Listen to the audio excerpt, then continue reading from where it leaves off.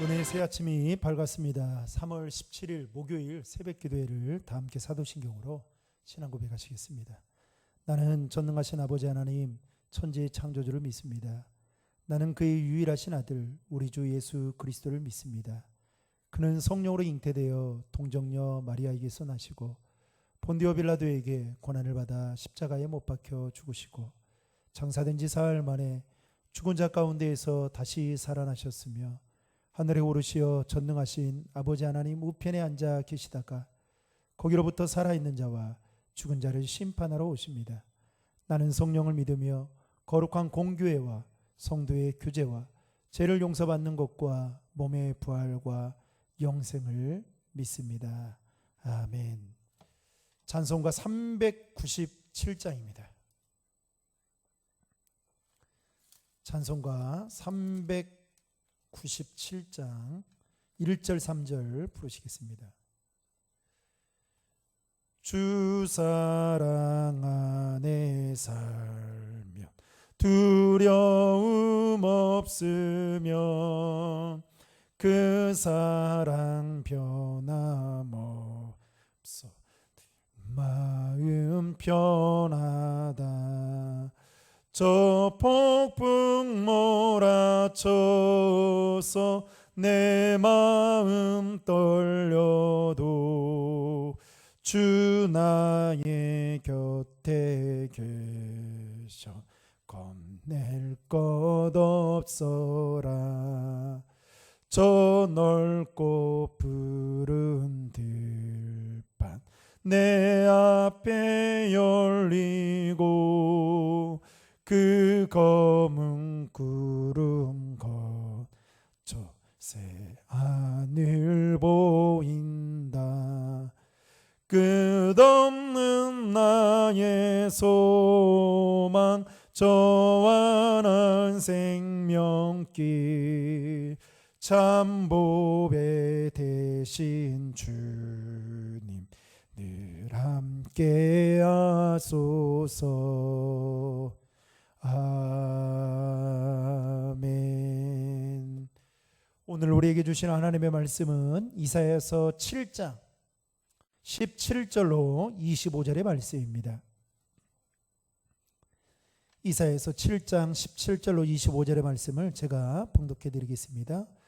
여호와께서 에브라임이 유다를 떠날 때부터 당하여 보지 못한 날을 너와 내 백성과 내 아버지 집에 임하게 하시리니 곧 아수르 왕이 오는 날이니라. 그날에는 여호와께서 애굽 하수에서 먼 곳에 파리와 아수르 땅의 벌을 부르시리니 다 와서 거친 골짜기와 바위 틈과 가시나무 울타리와 모든 초장에 앉으리라. 그날에는 주께서 하수 저쪽에서 새내어 온 삭도 곧 아수르 왕으로 내 백성의 머리털과 발털을 미실 것이요 수염도 깎으시리라. 그날에는 사람이 한 어린 암소와 두 양을 기르리니 그것들이 내는 젖이 많음으로 엉긴 젖을 먹을 것이라. 그 땅 가운데에 남아있는 자는 엉긴 젖과 꿀을 먹으리라. 그날에는 천그루에 은 1000개의 가치가 있는 포도나무가 있던 곳마다 찔레와 가시가 날 것이라. 온 땅에 찔레와 가시가 있으므로 화살과 활을 가지고 그리로 갈 것이요 보습으로 갈던 모든 산에도 찔레와 가시 때문에 두려워서 그리로 가지 못할 것이요 그 땅은 소를 풀어놓으며 양이 밟는 곳이 되리라. 아멘. 어제 새벽에 우리는 살펴봤듯이 남유다가 북이스라엘과 아랍나라 두 연합군의 침공을 받을 즈음에 하나님은 이사야 선지자를 통해서 내게 구하라고 했지만 그는 구하지 않는 교만함을 보이게 됩니다. 그럼에도 하나님은 그에게 징조를 보여주시겠다라고 말씀하시면서 앞으로 장차 태어날 아이가 있게 될 텐데 그의 이름은 임마누엘이다라고 말씀하시죠. 그리고 이어서 오늘 본문은 하나님의 약속을 믿지 않고 하나님을 대신 아수르를 의지할 유다에 임할 그 참상을 예언하고 있는 말씀입니다.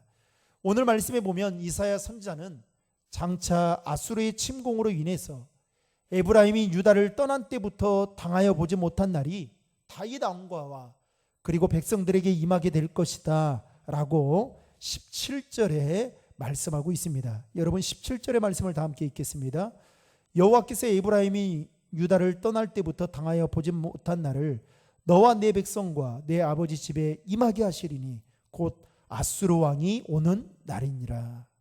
한마디로 이스라엘이 남북으로 분열된 이후 지금까지 겪어보지 못했던 엄청난 대재앙에 빠져들 것이다 라는 것을 말씀하고 있습니다. 이것은 곧 하나님 대신 아수르를 의지한 아하스 왕을 향한 엄중한 경고의 메시지였습니다. 그런데 여러분, 놀랍게도 아하스 왕은 이사야 선지자의 말을 전혀 귀담아 듣지 않았고, 그리고 그는 철저하게 하나님을 불신했던 자였습니다.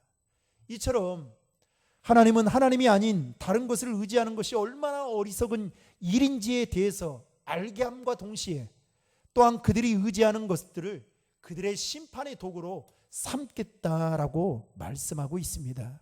게다가 21절과 22절 말씀에 보면 아수르의 침공으로 인해서 유다 땅에 있던 사람들이 거의 대부분 이방 땅으로 이송이 되고, 그리고 그 땅에 소수의 남은 자들만 있게 될 것이고, 그들은 오직 목축에만 의지하여 살게 될 것이다 라고 말씀하고 있는 것을 보게 됩니다. 그만큼 유다 땅에는 이제 사람도 없고 재산도 없는 땅이 될 것이지만, 그럼에도 한두 마리의 소와 양이라도 남아있고, 또 그것에서 나는 젖을 먹고 땅에 있는 천연꿀을 먹을 수 있다라는 것은 다른 의미로 보면 하나님의 은총이 그 유다 땅 가운데 완전히 다 사라진 것만은 아니다라는 것을 암시해 주고 있다라는 것이죠.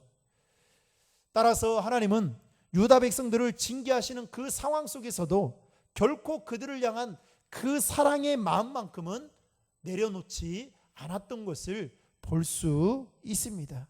사랑하는 성도 여러분, 어떠한 상황 속에서도 우리를 포기하지 아니하시는 놀라우신 하나님의 사랑과 은혜를 잊지 않고 우리가 의지해야 될 것은 세상이 아니라 하나님이심을 여러분 믿으시기를 주님의 이름으로 축복합니다. 마지막으로 23절부터 25절 말씀을 보면 아수르의 침략으로 인해서 남유다가 황폐케 됨을 말씀하고 있습니다. 그 말씀에 보면 포도나무에 찔레와 가시가 나고 사람의 발길이 끊어지고 야생동물이 그곳을 차지하는, 즉 완전을 보장받을 수 없는 곳이 될 것이다 라고 말씀하고 있습니다. 여러분, 이 말씀을 통해서 우리가 한 가지 알아야 할 것은 하나님 외에 어떠한 것도 우리의 삶에 피난처가 될 수 없다라는 것입니다.